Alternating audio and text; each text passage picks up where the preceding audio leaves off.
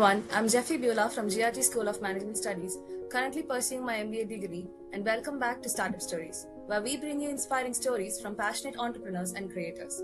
Today we have a very special guest with us who has turned a love for baking into a thriving business, a baking studio that is winning hearts. Let's welcome Mrs. Ashwini Balasubramaniam. Welcome, ma'am. Hello, thank you. Thank you so much for joining us today, ma'am.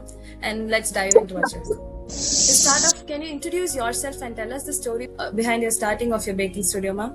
So I'm Ashwini, and I've been running a Sugar Jar Baking Studio at Race Course for the past 13 years. I started off baking just like that because my qualification is completely different. My education is different, and due to passion, like my passion is to I love baking and cooking. So I just like that I started, and then my friends, my family, they all motivated me.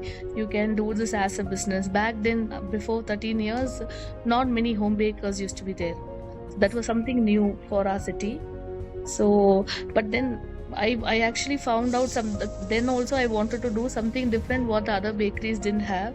So I started off with the mini cupcakes. So even until today, Sugar Jar is known for its mini desserts.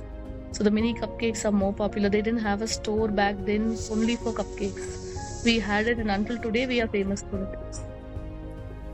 I'm a really great fan of your cupcakes. Thank you. The next question is, what inspired you to turn your passion into a business? See, being a girl, my education was visual communication and masters in marketing. But then my family was more into business side, so they didn't allow me to go for a work. So I wanted to do something which will keep me occupied and not, being idle. So I thought, why not turn this baking thing as a business and then do it in our own city where I've been born and brought up. So that is the main thing. I started this business. What was the moment that you really thought I'm doing it for real? And what was the eureka moment you think? Not just once, many a times, even after so many years, when, like very popular brands in Coimbatore, they approach us for their many companies, corporates, our store is very small, it's a very petite store, but still when there are so many established bakers and bigger marketing brands in Coimbatore, they know the quality of Sugar Jar and they come to us.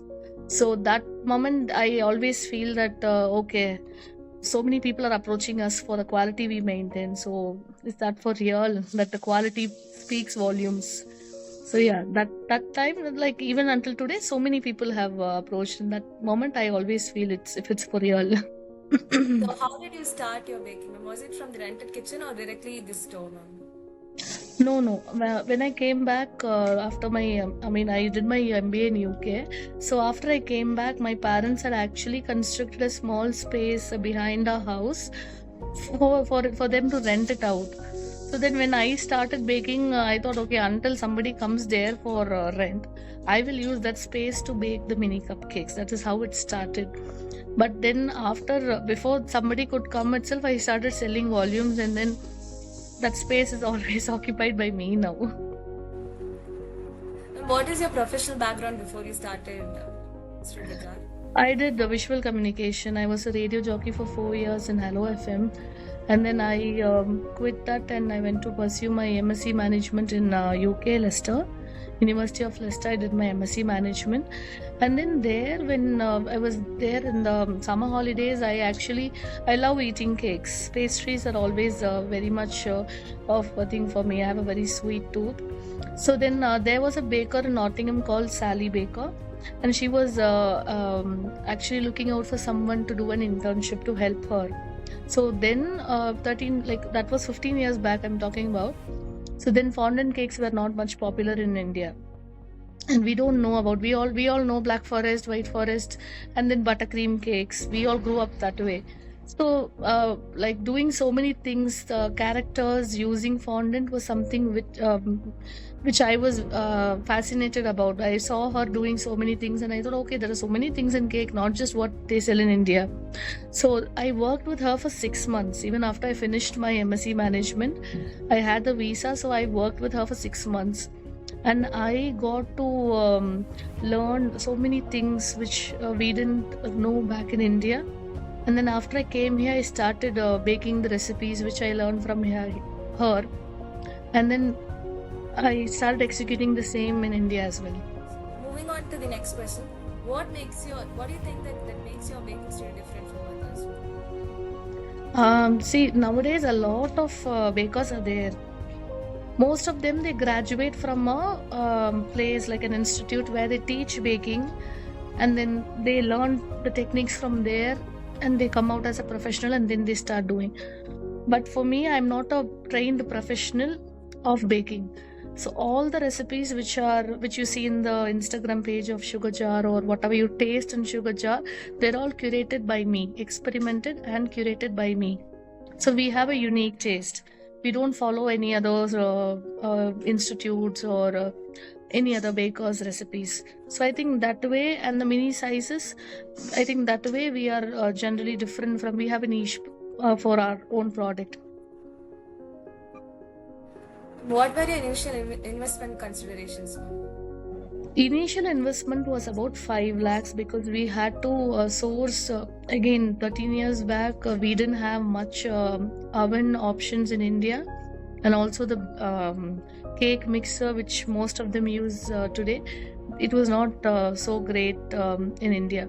So I had to source the oven from Denmark and the cake mixer from Spain, and I use that only until today. What was your break-even moment? I think in food industry, the break-even is usually 15 days to 1 month.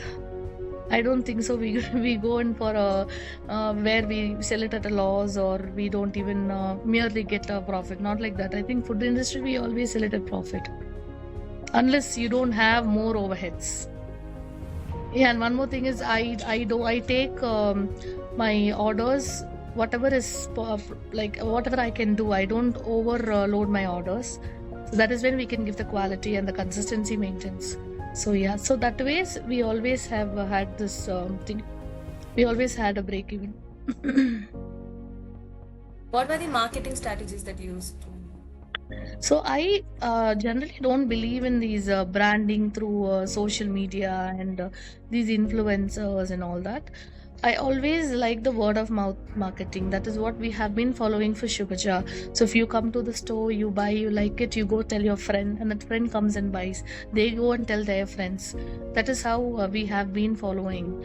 That is only marketing which I've been following until today. So are you planning to expand, like maybe a franchise or something? Yes, we are in the process of expansion around Tamil Nadu. Next, probably we will be in the next 6 months. We will have a store in Chennai and Tirupur. Looking forward, ma'am. So could you say, like, if you start again, what would you do something so differently, ma'am? Is there anything like that? Yeah, so as I told you, I mainly concentrated in giving things which the other bakers or the bakeries did not give. So if they say you make treslesh, can you make it for us? I say don't make treslesh because a lot of people make treslesh. So what you find in Sugar Jar, you don't find outside. So even a cheesecake, you get sliced cheesecakes in so many places, but in Sugar Jar you get in cups. This method nobody else follows. So yeah, I make it a point that something is different in each. Even if it's a regular Black Forest, I try to put some extra thing to make it a different Black Forest what they have it in Sugar Jar. So what is the one habit that you think that keeps you productive? I'm workaholic. So yeah, I cannot be idle. So if I don't get orders or something, what I go crazy. So what I do is I start creating new recipes that day, baking new things, trying to learn something new and all that. Yeah, so since I'm workaholic, I think I'm more productive also. And that was truly insightful and inspiring, ma'am. Thank you for joining us and sharing about your journey, ma'am. Thank you, Jeffy. To everyone listening, if you have been waiting to start something you love, take this as your sign and do it. Until next time, this is Startup Stories signing off. Thank you.